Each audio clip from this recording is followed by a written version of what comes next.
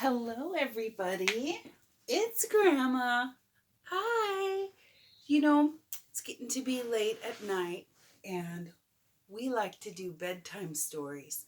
So I got a couple of my favorite things. I have my blankie. This is my favorite blankie.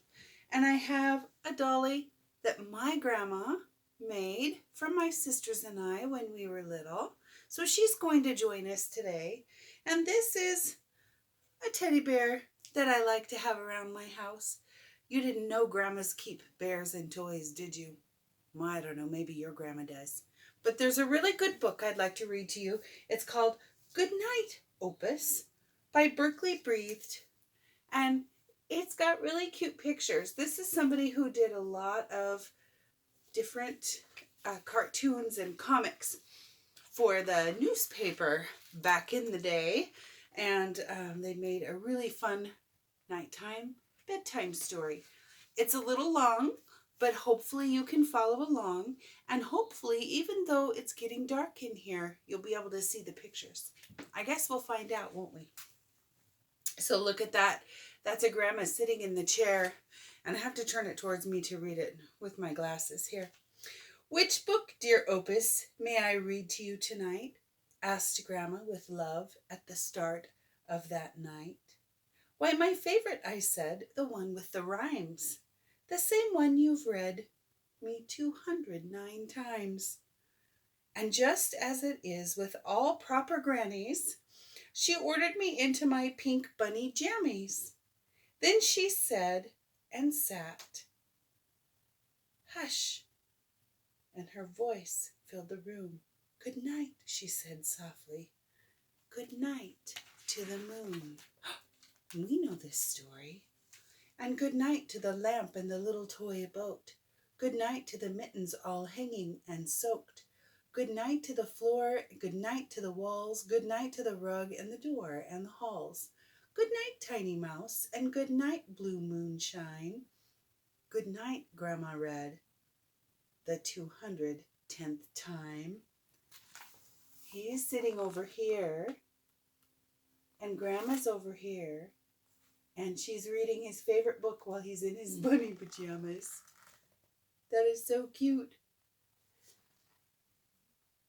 I can't really say how this happened next. After 210 times, I departed the text. This is a good book for older sisters and brothers. You might want to let them know.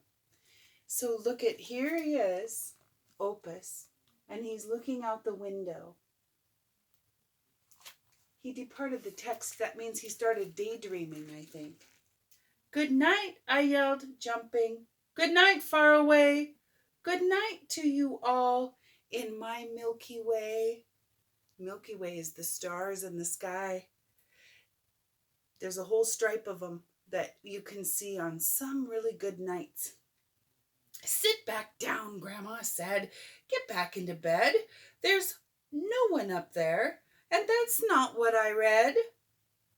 When your sight surpasses what's plainly in view, pull your head from the clouds. Keep the ground to your shoes. Now let's finish the story with no Milky Way. It's improper that folks get so carried away. This grandma's feeling a little grumpy. She wants him to settle down into bed. I bet your parents never say that to you, huh? Or your grandma? But she read no further. She said nothing more. Yes, Grandma had paused for a snooze and a snore. She fell asleep right in the middle of the story. You see her over here? She fell asleep. What is she doing? Now I take full blame for all that came next, for I continued the story, but departed the text. Oh my, look. Is he imagining? That's the picture from the cover of the book. Good night, I yelled down to the chap neath my bed. Good night to you, big-nosed, blue-footed biped. I'm so sorry I've missed you each night but tonight. I was told not to focus on things out of sight. Yes, good night, said the beast with the toes taffy blue. I've been here for years and not noticed you. He has a cute monster under his bed. Reminds me of Monsters, Inc. Let's finish your story and get carried away. We'll wish them good night in that far Milky Way. My friend winked to me and his voice dropped to whispers. Let's go there ourselves. Wish it right to their kissers. A team's what we need. That's just what I said, so we signed up my pillow and gave him a head. They put the balloon on the pillow to make it a head. Because they're pretending, aren't they? But what of dear Grandma? There's no need to tell her. We hoisted and snuck her down to the fruit cellar. She'd hear nothing there as she snored in her slumber, comfy and snug under tons of cucumber. Look at that. There's tons of cucumber. That's where they're taking her down, where they store the vegetables. Our crew was complete, my Milky Way team. We bounded our Milky Way flying machine. We boarded. They got aboard our Milky Way flying machine. Powered by dreams with some blue-footed help, we launched from the roof and let out a yelp. Good night to the city. Good night, all you people. Then we sideswiped a kitty and shortened a steeple. They're pretending that they're flying over the whole city. Oh, wow. Huh? Did you notice that the monster must have put pajamas on too? I wonder. We flew past a fairy in need of some sleep. She'd spent the whole night just collecting old teeth. They rose to her girdle and covered her feet. There were heaps upon heaps, 200,000 feet deep. Good night, we yelled down, and she waved us over. She wished to resell an old Elvis molar. Oh my goodness. This is her counting teeth, and she's got her little cash register there to keep track of the money. If you ever lose any teeth, I wonder, does the tooth fairy come to your house? She always forgot at our house.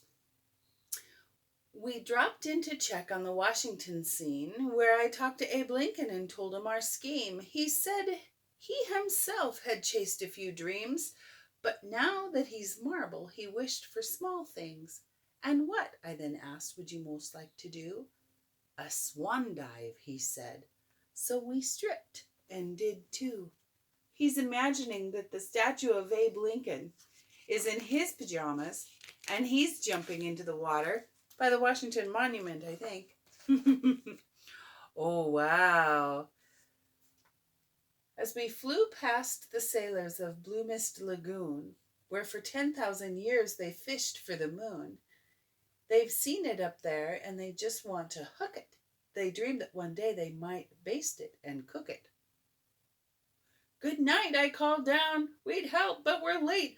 We're off to the stars. And they yelled, bring some bait.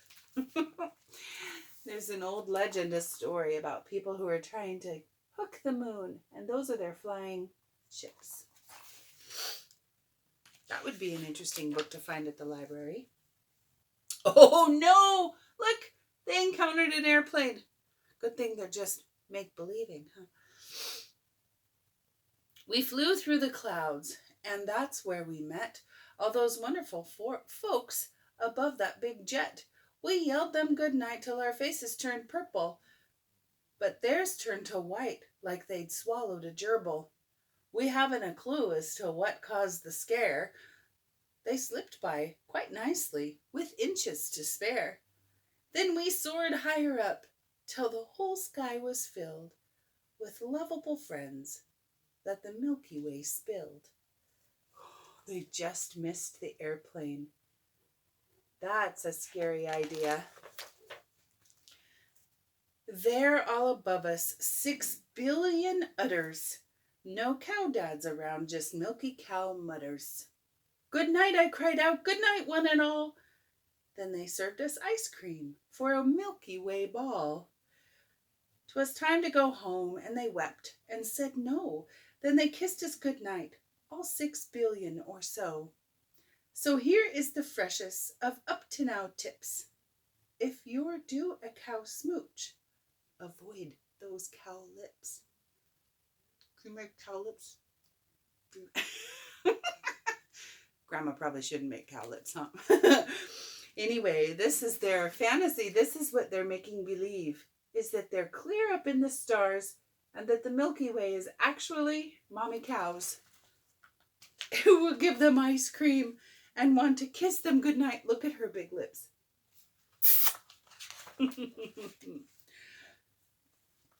Uh-oh, look at that shadow. Grandma might be awake.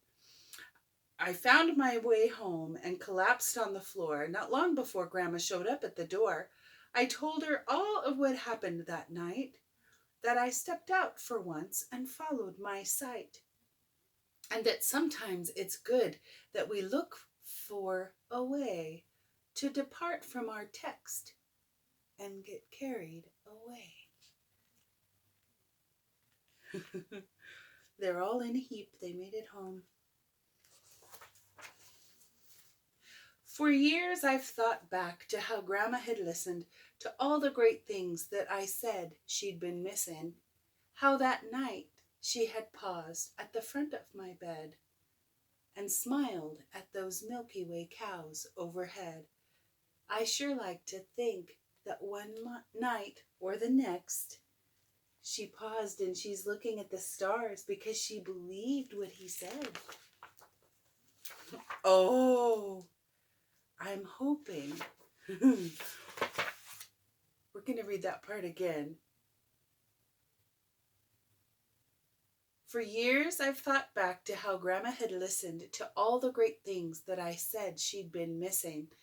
How that night she had paused at the foot of my bed, not the front, and smiled at those Milky Way cows overhead. I sure like to think that one night or the next, she'll get carried away and depart from the text. And look at, she's using her imagination, that there's a Pegasus at her window ready to take her on a ride in the sky. He's got goggles for her to wear, and she's in bunny pajamas. Can you imagine? So there you go. This is one of the reasons why I love having children in my life, because they tell me about their imagination, and it helps me remember what it was like to be little and have an imagination too. When you get grown up, you have responsibility. You have to do things all the time.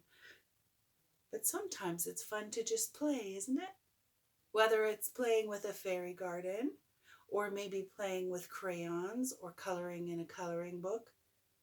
Grown-ups need that too. So you be sure to invite grown-ups to play with you, okay? Because it will make our hearts very full. All right? Well, I'm going to grab my teddy bear, and pretty soon I'm going to snuggle up in bed. Right now, I'm going to blow you good night kisses.